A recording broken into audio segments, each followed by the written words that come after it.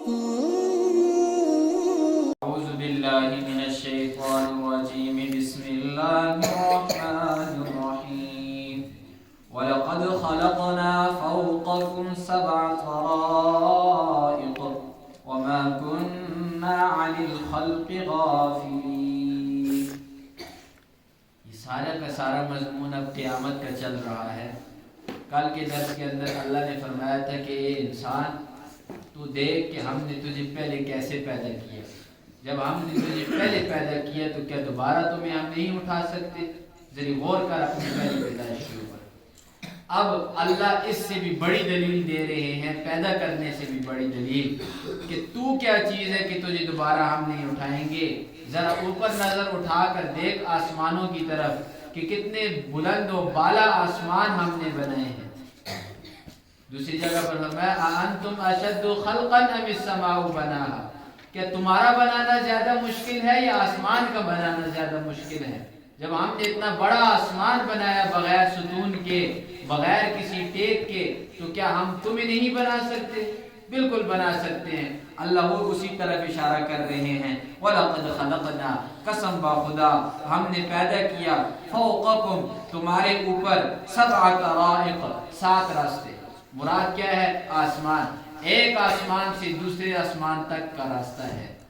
ایک پہلے آسمان سے دوسرا آسمان، دوسرے سے تیسرا، اس طرح 7 آسمان کے درمیان جانے کا راستہ ہے. وما کننا، اور ہم نہیں ہیں، عن الخلق، مخلوق سے، غافلین، غافل. اللہ فرماتے ہیں یہ نہ سمجھو کہ پیدا کر کے میں نے چھوڑ دیا اب جو کچھ مرضی ہے کرو گے. نہیں، پل پل کے بارے میں تمہاری خبر رکھنے والا ہوں. جس چیز کے بارے میں مجھے اپنے بارے میں خود نہیں پتا، اللہ کو اس چیز کا بھی پتہ ہے. اب میں نے کل کیا کرنا ہے، اس سے اگلے دن کیا کرنا ہے، مجھے کچھ بھی پتا نہیں، لیکن اللہ کو میرے بارے میں ہر چیز کا پتہ ہے. جب دنیا کے اندر ہم نہیں، ہمارے باپ آدم علیہ السلام نہیں آئے تھے دنیا کے اندر، اس وقت سے اللہ نے ساری چیزیں لکھی ہوئی ہیں اور ساری چیزوں کا اللہ کو علم ہے. اور بیک وقت ساری مخلوق کیا کر رہی ہے، اللہ کو ہر ایک کا تفصیل علم ہے. اللہ فرماتے ہیں وما كنا عن الخلق غافلين، ہم مخلوق سے بے خبر نہیں. وَأَنزَلْنَا، اب آگے اور زیادہ ترقی کر رہے ہیں دلیل کے اندر. فرمایا اسے بھی چھوڑو، دیکھو آسمان سے پانی جو ہم اتارتے ہیں. وَأَنزَلْنَا، ہم نے اتارا، مِنَ السَّمَاءِ، آسمان سے، مَاءً، پانی، بِقَدَرٍ، اندازے کے ساتھ. جتنا مخلوق کو ضرورت ہے اللہ اتنا ہی پانی برساتے ہیں. اب دیکھیں کہ 1 گھنٹہ بارش ہوتی ہے کتنا زیادہ پانی جمع ہو جاتا ہے. اگر اللہ نہ چاہیں اور اللہ اندازے سے نہ اتارے تو مثال کے طور پر 6 مہینے لگاتار بارش ہوتی رہے، دنیا کے اندر کوئی چیز بچے گی نہیں. طوفان نوح کے بارے میں آتا ہے صرف اور صرف 6 مہینے بارش برسی تھی، دن رات آسمان سے 6 مہینے بارش برسی تھی. کوئی چیز دنیا کے اندر نہیں بچی سوائے ایک کشتی والے لوگوں کی. ایک کشتی بچی تھی، اس کے علاوہ کچھ چیز بچی نہیں تھی دنیا کے اندر. لیکن اللہ فرماتے ہیں بقدر، میں بارش اتارتا ہوں، پانی اتارتا ہوں، لیکن کس کے ساتھ؟ اندازے کے ساتھ، جتنا لوگوں کو ضرورت ہے. فَأَسْكَنَّاهُ فِي الْأَرْضِ، پھر بس ہم اس پانی کو ٹھہراتے ہیں زمین کے نیچے. یہ زمین کے نیچے پانی کی رگیں بنی ہوئی ہیں. یہ جو پائپ لائن کا سسٹم دنیا والوں نے لیا ہے وہ اسی قرآن سے لیا ہے. قرآن کے اندر دوسری جگہ پر اللہ فرماتے ہیں کہ زمین کے نیچے میں نے نالے بچھائے ہوئے ہیں. چھوٹی چھوٹی نالیاں، بڑے بڑے نالے ہیں زمین کے نیچے. آسمان سے اوپر سے پانی آتا ہے، وہ سارے کا سارا زمین نیچے جذب کرتی ہے، اس کے بعد اسے فلٹر کرتی ہے، صاف ستھرا کرتی ہے. اس کے بعد آپ لوگ یہ جو بورنگ وغیرہ کرتے ہیں، صاف ستھرا پینے کا پانی آپ کو مہیا ہوتا ہے. یہ کون ہے کرنے والا؟ اللہ ہے نا. اوپر سے پانی اتارتا ہے، زمین کے نیچے اسے سٹاک کرتا ہے، پھر ہمارے لیے اسے مہیا کرتا ہے. اللہ فرماتے ہیں ہم ہیں فَأَسْكَنَّاهُ فِي الْأَرْضِ، ہم نے اس پانی کو ٹھہرایا ہوا ہے زمین کے نیچے. وَإِنَّا، اور بے شک ہم، عَلَى ذَهَابٍ بِهِ، اس پانی کو لے جانے کے اوپر، لَقَادِرُونَ، قدرت رکھنے والے ہیں. ہم چاہیں تو اس پانی کو سکھا دیں، ختم کر دیں. ہم سے کوئی پوچھنے والا ہے نہیں. یہ اب کتنا عرصے تک بارشیں رکی رہی؟ کوئی پوچھ سکتے ہیں اللہ سے کہ بارش کیوں نہیں ہو رہی؟ اللہ فرماتے ہیں سارے کے سارے پانی کو لے جانے کے اوپر میں قادر ہوں. تو کیا فَأَنشَأْنَا لَكُمْ بِهِ پس ہم نے پیدا کیا اے انسان تمہارے لیے بھی اس پانی کے ذریعے جنات باغات. دنیا کے اندر اربوں خربوں قسم کے باغات لگے ہوئے ہیں. یہ پیدا کیے ہیں کس کے ساتھ؟ پانی کے ساتھ. اگر اربوں خربوں روپے کی زمین ہے لیکن اس کے اندر پانی کا سسٹم نہیں ہے وہ بیکار ہے، کسی کام کی نہیں. زمین قیمتی انسان کی بنتی ہے، کس سے بنتی ہے؟ پانی سے بنتی ہے. اللہ فرماتے ہیں کہ میں نے تمہارے لیے باغات پیدا کیے اسی پانی کے ساتھ. کس چیز کے؟ من نخیل و اعناب، کھجوروں کے اور انگوروں کے. انگور کے باغات اور کھجور کے. عرب کے اندر یہ دو چیزیں تھی بہت قیمتی. سب سے زیادہ جو قیمتی چیزیں سمجھی جاتی تھی وہ ایک انگور تھے اور ایک کھجور تھی. اور عرب والے سب سے پہلے مخاطب تھے قرآن کے، اسی لیے اللہ نے ان کا ذکر یہاں پر کر دیا. اللہ فرماتے ہیں لَكُمْ فِيهَا فَوَاكِهُ كَثِيرَةٌ تمہارے لیے ان باغات کے اندر کئی قسم کے پھل ہیں. ایک باغ لگا ہوتا ہے اس کے اندر کئی قسم کے مختلف قسم کی چیزیں لگی ہوتی ہیں. فرمایا وَمِنْهَا تَأْكُلُونَ اور انہی پھلوں میں سے تم کھاتے بھی ہو.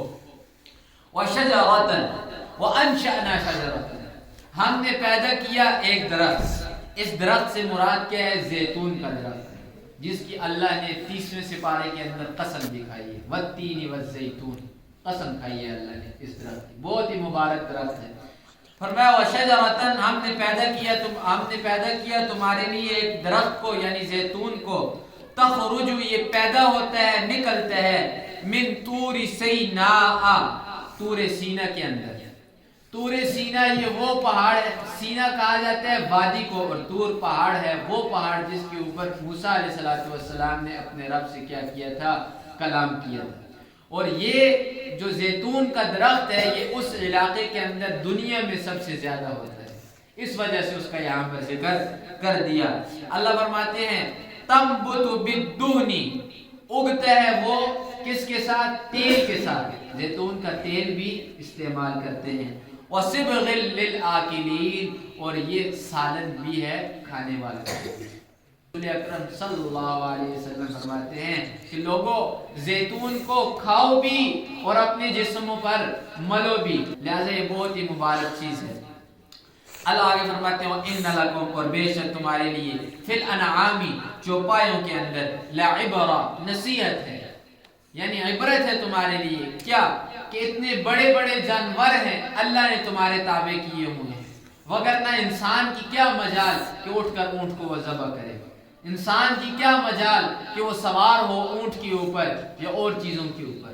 اب ہاتھی جیسا جانور اسے انسان دیکھتا ہے تو انسان کی عقل دنگ رہ جاتی ہے، لیکن کیا جب انسان اسے پالتا ہے تو وہ بھی انسان کا نوکر بن کے زندگی گزارتا ہے. جس کام کا انسان اس کو حکم دیتا ہے وہ کام کرتا ہے. اللہ فرماتے ہیں اس کے اندر تمہارے لیے نصیحت نہیں. یہ دوسری چیز وَإِنَّ لَكُمْ فِي الْأَنْعَامِ لَعِبْرَةً نصیحت حاصل کرو چوپایوں سے کہ اتنے طاقتور ہونے کے باوجود، ساری چیزیں ہونے کے باوجود اللہ کی نافرمانی نہیں کرتے. اللہ نے جس کام کے لیے انہیں رکھا ہوا ہے انسانوں کی خدمت کے لیے وہ انسانوں کی خدمت میں لگے ہوئے ہیں، لیکن وہ انسان جس کی خدمت کے اندر ساری چیزوں کو ہم نے بنا دیا وہ اللہ کا نافرمان بنا ہوا ہے، اللہ کا باغی بنا ہوا ہے. کیا نصیحت حاصل نہیں کرتے یہ انسان ان چوپایوں سے؟ نسقیکم ہم پلاتے ہیں تمہیں مما فی بطونہا ان چیزوں میں سے جو ان کے پیٹوں کے اندر ہے. حضرت علی رضی اللہ تعالیٰ عنہ فرماتے ہیں کہ انسان کی سب سے بہترین غذا جو ہے وہ شہد ہے. وہ کیا ہے؟ شہد ہے. لیکن وہ ایک مکھی کے پیٹ سے اللہ نکالتے ہیں، مکھی کے پیٹ سے شہد نکالتے ہیں. اور دوسری چیز سب سے قیمتی جو چیز ہے کپڑوں کے اندر وہ ریشم ہے، اور اللہ کس سے؟ ایک کیڑے کے دبر سے نکالتے ہیں. یہ انسان اگر سوچے تو دنیا کی حقیقت صرف اور صرف یہ دنیا کی حقیقت ہے.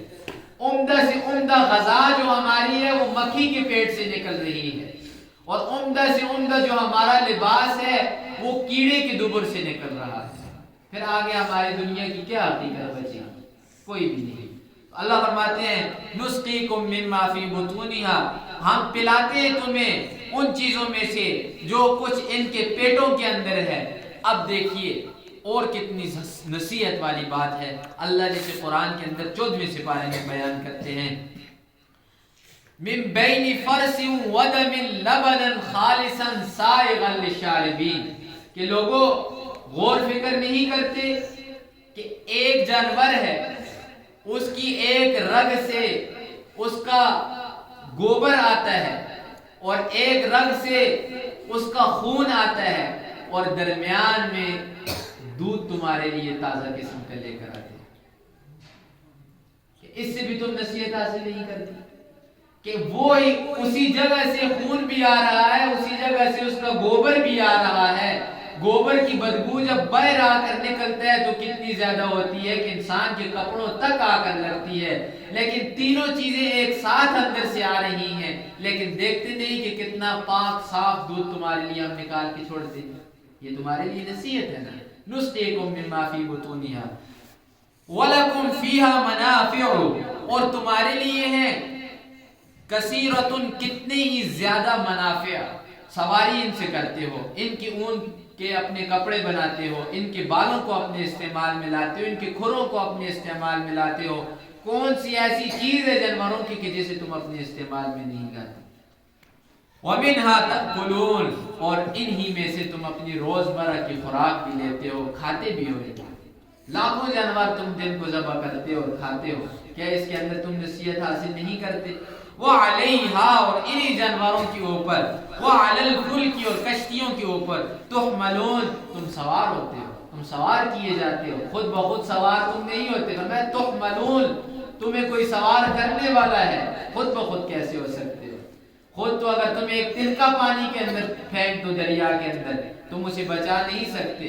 اتنی ٹنوں وزنی کشتی سمندروں اور دریاؤں کے اندر چل رہی ہے، خود بخود نہیں چل رہی، ہم اسے چلا رہے ہیں. اور میں یہ ساری کی ساری چیزیں اگر تم دیکھو کہ خالق کی کائنات نے تمہارے لیے پیدا کی، اس کے لیے کوئی مشکل نہیں تھا، تو وہ تمہیں مارنے کے بعد بھی دوبارہ پیدا کر سکتے ہیں، کوئی اس کے لیے مشکل نہیں.